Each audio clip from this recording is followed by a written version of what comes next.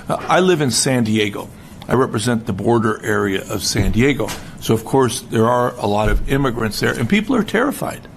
People are terrified, and as we've heard, because of what the Supreme Court has done now, allowing for racial profiling, people are very scared and also, frankly, humiliated.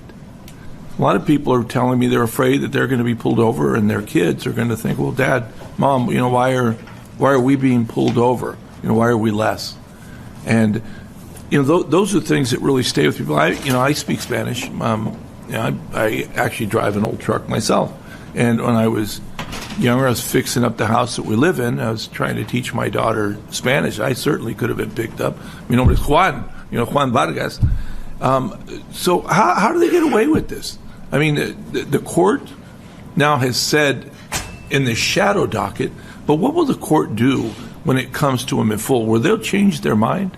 Yeah, I'm happy to answer that. I mean, so, this decision from the Supreme Court, it's not a final decision. Right. It is just specific to roving patrols in Los Angeles, but it does signal where the Supreme Court is headed when it comes to racial profiling and profiling on other factors for immigration enforcement. And really what they're saying is that, yes, ICE can look at how somebody looks or the language they speak or where they work or where they're headed when they decide who they're targeting and which communities they're focusing on for surveillance and arrests.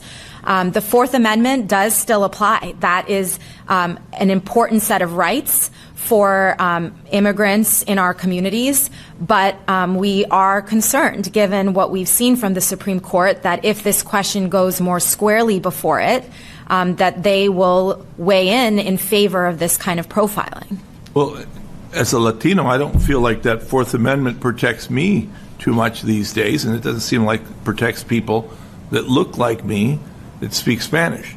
I mean, there seems to be a real erosion of that amendment. I think that's correct. It absolutely is eroding a set of rights around not being targeted based on how somebody looks.